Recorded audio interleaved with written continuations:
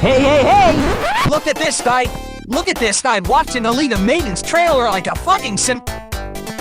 I know how this looks. Let me— Well, you don't have to explain anything to me. This game says it's free to play, but you're probably gonna still pay for all the extra shit like the horny simp you are. Dude. You're down in bed, ain't you? Down in bed because this quarantine won't let you see real women. Women that you wouldn't be seeing anyway because you're a fucking loser, but down in bed? Horny loser that has nothing better to do other than play League of fucking Maidens. You have Sonic Mania, Sonic Generations, Sonic 1, 2, and 3. You have both Adventure 1 and 2, yet you're still gonna beat your mate to virtual women in fucking League of Maidens. League of Maidens definitely walks the line of down bad, and I know that. But rest assured, I am not, I repeat, not down bad. I am playing this game simply for research. The game's in open alpha right now, and it's made by 3 people. Not exactly the best sales pitch, so the 3 people that made it knew exactly what they were going to sell this game off of when they were making it. Virtual Baby.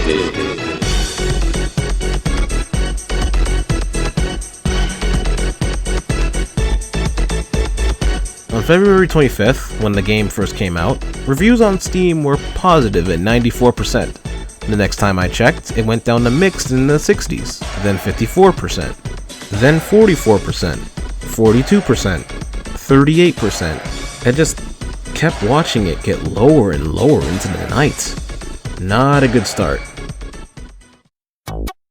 Knowing that Steam reviews, while mostly reliable, aren't always the best indicator for whether a game's good or not, and also considering that I've had the game wishlisted for a while, I thought to myself, what is the best way to figure out if a free-to-play game which main selling point is about attractive virtual women is worth playing?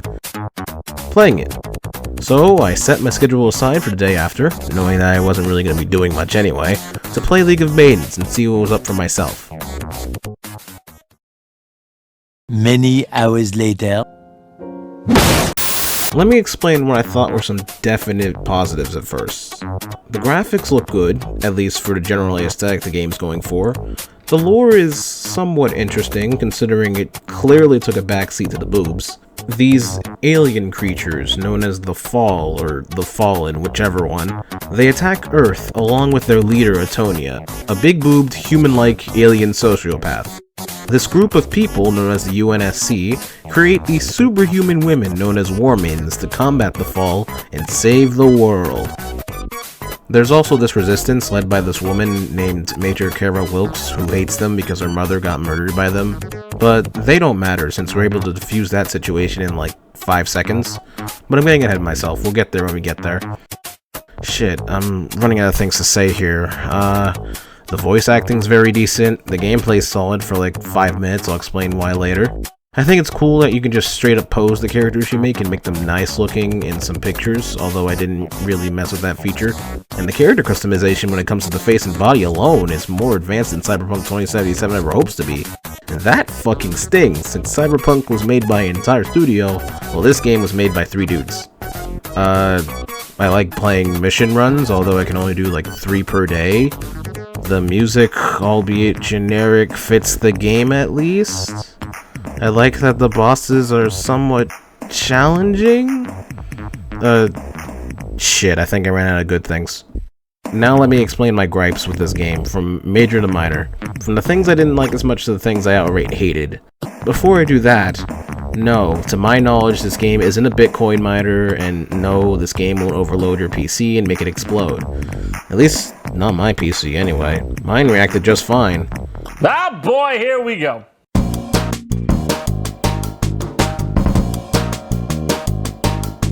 I only have minor gripes with the story because I believe with a game like this, the story wasn't completely the main focus, and that's okay.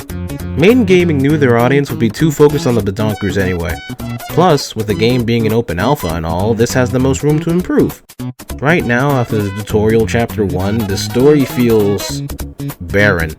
Like I mentioned before, that resistance led by Kara amounts to nothing once I say, "Come on, let's all be friends, the universe is at stake or some shit." Because once I say that, she just becomes a regular quest giver. I'm part of the organization that killed your mother.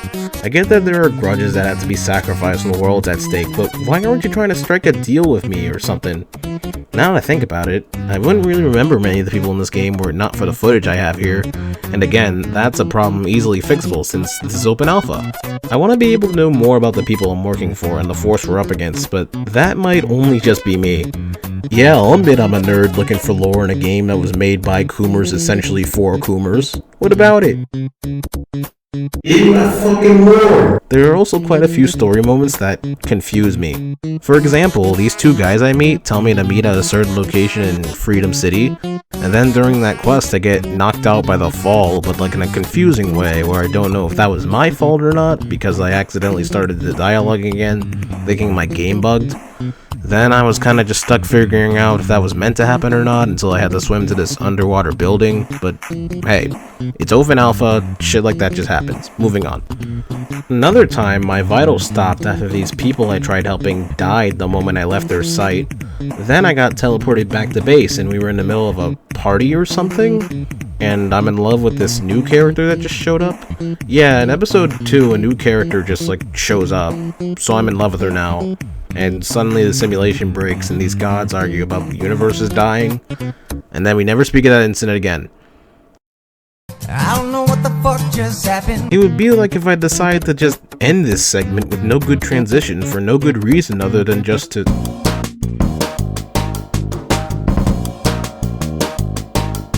There is a reason as to why I said the gameplay is fun for only 5 minutes.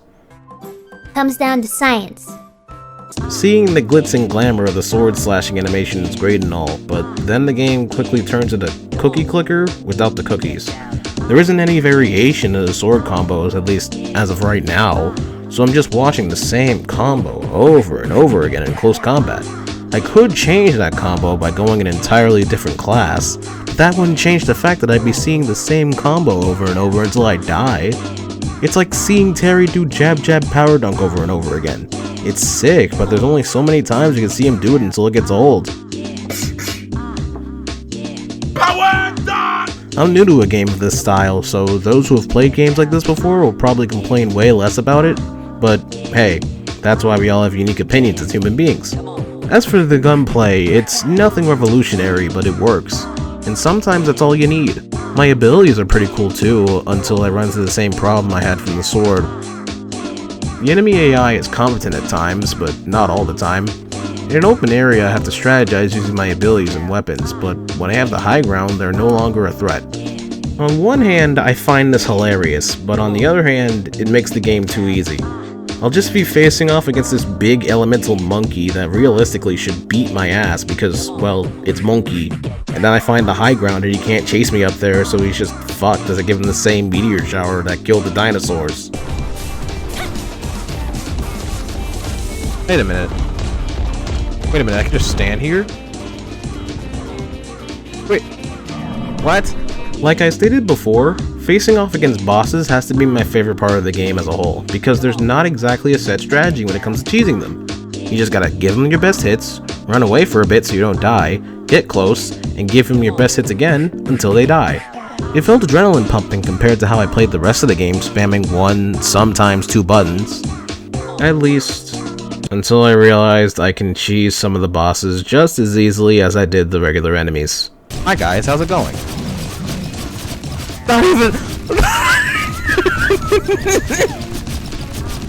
Not even the boss can hit me! Hi guys, how's it going? Welcome to my TED Talk about how you should probably finish the core portions of your game before you monetize it.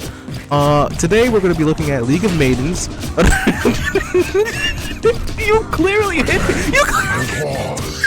The worst boss had to have been the Union. On paper, the boss is great. There's 3 different phases and many different attacks to keep you on your toes. In execution, it almost works. Except, the developers added one fatal flaw in the design. The boss is a fucking bullet sponge with more health on it than any other boss I've ever seen in a video game that I've played, let alone in League of Maidens. Getting back to the story a little bit, it felt like the game itself might have just given up in the middle of episode 3, because then I got into a noticeable pattern.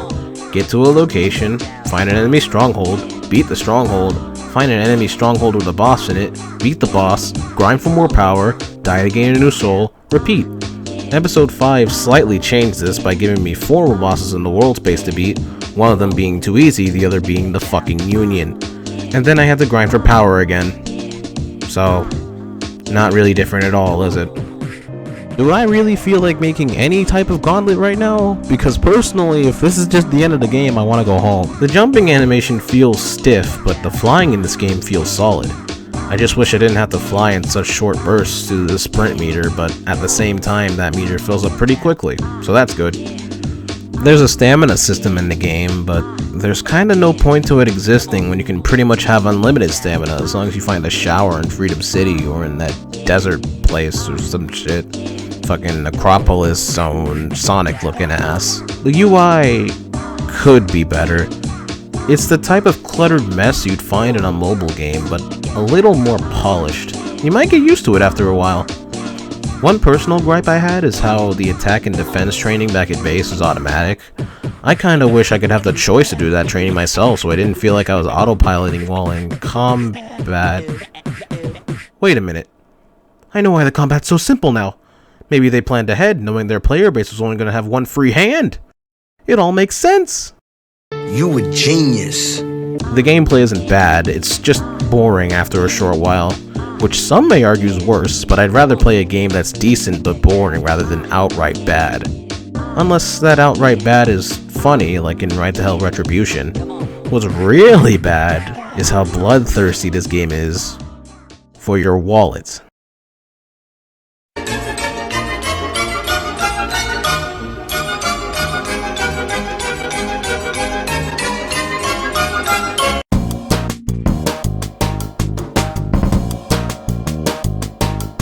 Firstly, what you buy in this game has little to no effect on at least one aspect of the gameplay, that being actually playing the game, so that's good.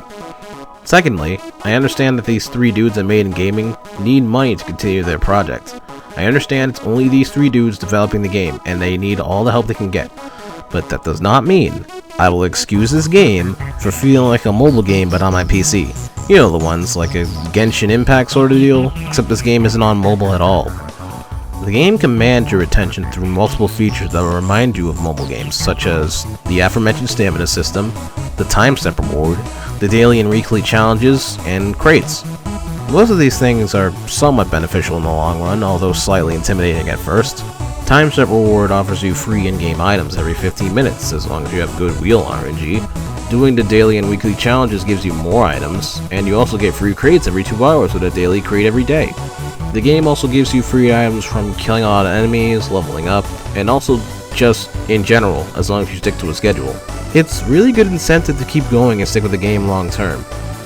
But even with all those good things, if you're planning on seeing everything this game has to offer cosmetically, be ready to pony up your cash. Truth be told, this game will do cock and ball torture on your wallet. The game currently has a currency system known as Maiden Diamonds.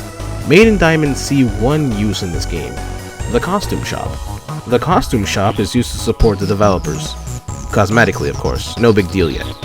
Then I realized half the customization in this game is locked via the costume shop, and you can only earn Maiden Diamonds from using your real life money. Alright, well it doesn't stop you from playing the game too much aside from character customization, but it's still quite upsetting, especially when you crunch the numbers.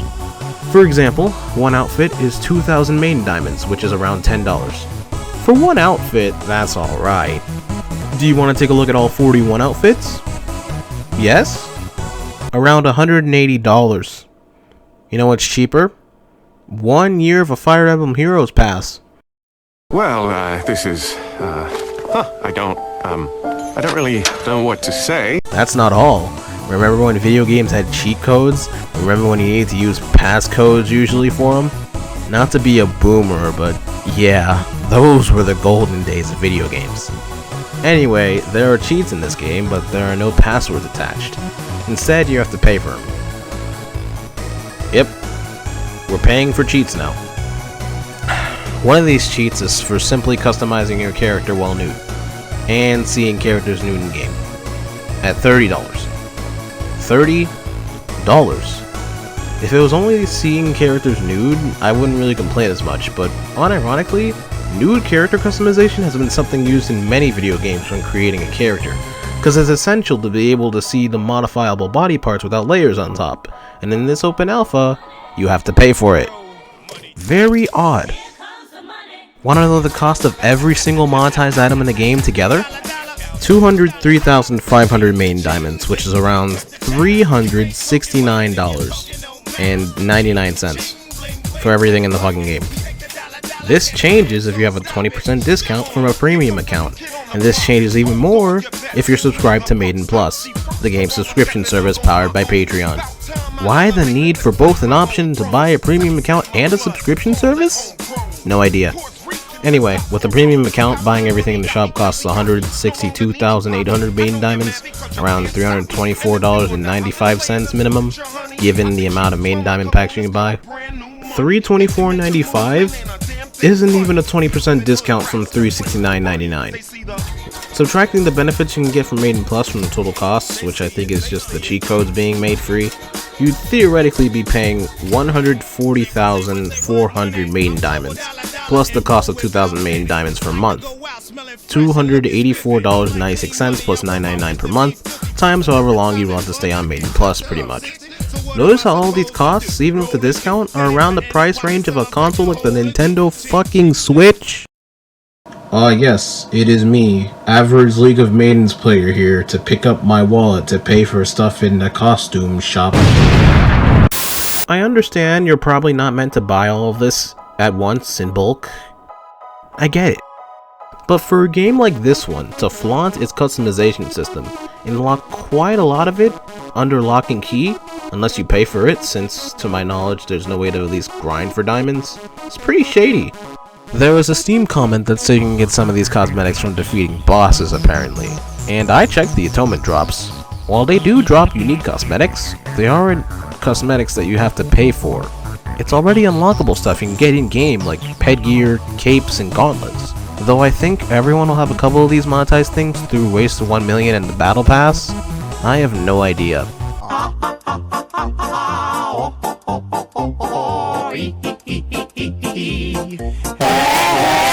In terms of gacha, from what I understand, surprisingly this game's one of the more innocent ones out there.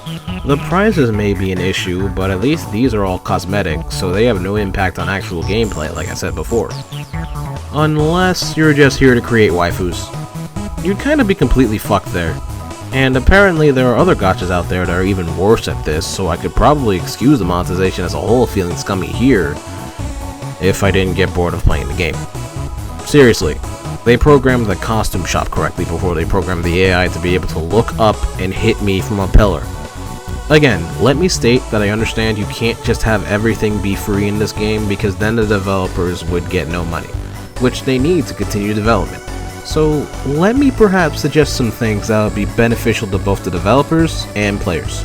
One way this could be handled is that you could have everyone be allowed more than one outfit to use, more than one set of horns to use, etc. from the start, like the hairstyles. Not everything, but like a quarter or half of the random pieces from each set of monetized content. You could also give Maiden Plus subscribers and or your premium users an extra incentive or something like exclusive outfits or outfit pieces that they can have before any other player. I believe there also could/should be a way to earn everything the developers want you to pay for. For example, put a surprise set of wings on the Time Stop award wheel, give me a surprise mask in the Epic Crate, have me unlock outfits through the weekly challenge, give me a way to grind for Maiden Diamonds, maybe give me a way to pay for this stuff with the shards or gold I have instead of strictly diamonds. Just do something that can reward a player's incentive to keep going and stick with the game and give people options, rather than just have everybody pay it forward. I don't hate the idea of the costume shop, I just hate its execution. Though, alternatively, I also wouldn't mind if you just went the Undertale route of making everything free and linking this demo to a Kickstarter for the game. Because this is just a demo of what you guys can do essentially, and you still probably just get money from it since people want to see this game succeed. While we're at it, fucking hell, just make nude customization free.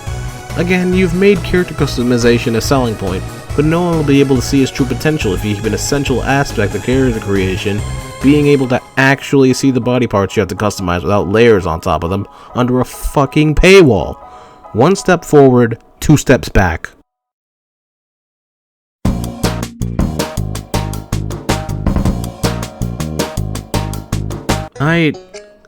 I want this game to succeed. It has so much potential in every single aspect. I guess that's why we have open alphas in the first place, huh? To gauge feedback and see where we can grow in order to succeed? At least, it would be, if I didn't hear many repeating stories of being kicked from the Discord of the game just for stating opinions on it that are less than positive. To me, the game right now is just average. A 5 out of 10 is probably what I'd give it right now, because I see potential, but not much to keep me incentivized to keep playing. At most, I get a 6 out of 10 experience sometimes, but that's okay. This game has room to grow.